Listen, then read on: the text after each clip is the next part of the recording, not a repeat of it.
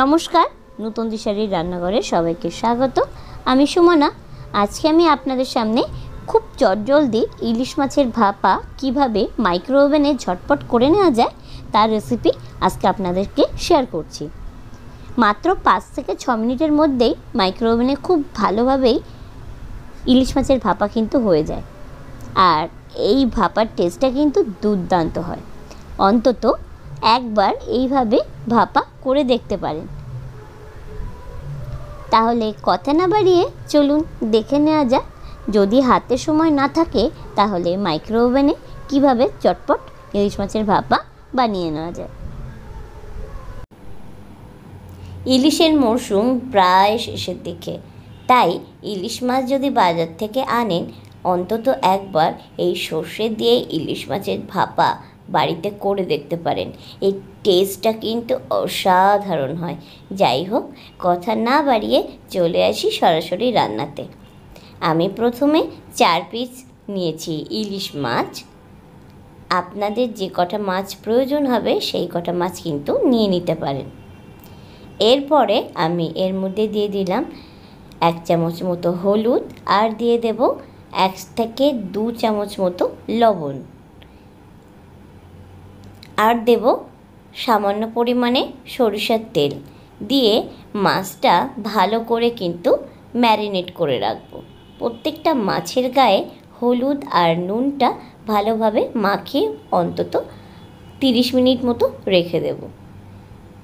মাছটা ম্যারিনেট হচ্ছে, এর মধ্যে আমি একটা ঝটপট করে মশলা বানিয়ে নেব। 1 চামচ সাদা সর্ষে, আর 1.5 চামচ কালো সর্ষে, আর অল্প পরিমাণে লবণ, আর 6 থেকে 7টা নিয়েছি কাঁচা লঙ্কা, আর দিয়ে দেব অল্প পরিমাণে জল।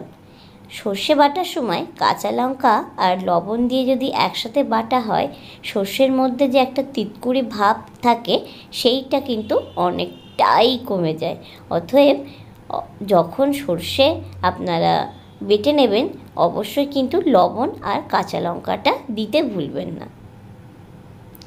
এরপরে একটা ছাঁকনি থেকে ভালো করে ছেঁকে আমি সরিষার যে পেস্টটা বানিয়েছিলাম সেটা ছেঁকে নেব।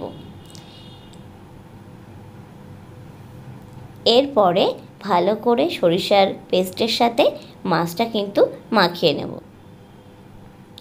তারপরে অল্প পরিমাণে দিয়ে দেব লবণ, আর দিয়ে দেব প্রায় 2 চামচ মতো সরিষার তেল।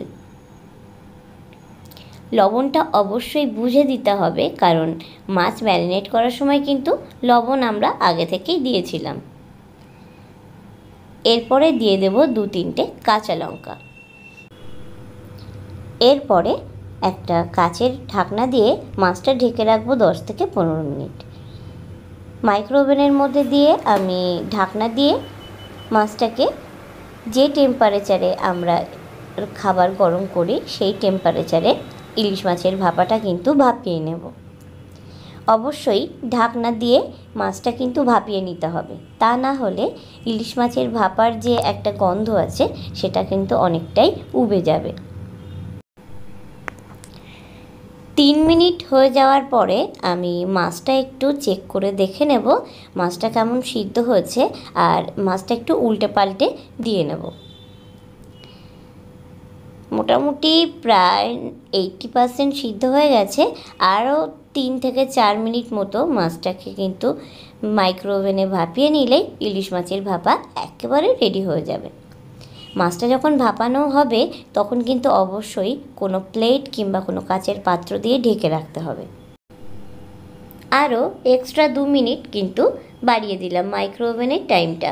তারপরে মোটামুটি 7 মিনিট হয়ে যাওয়ার পরে চেক করে দেখে নেব যে ইলিশ মাছের ভাপাটা রেডি হয়েছে কিনা।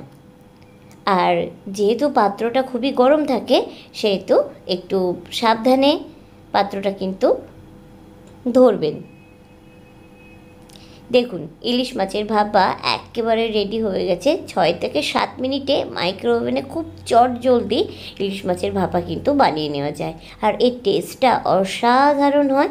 আপনারা বাড়িতে অন্তত একবার যদি এইভাবে ইলিশ মাছের ভাপা বাড়িতে বানিয়ে নিতে পারেন তাহলে এর স্বাদ কিন্তু অতুলনীয় হয়।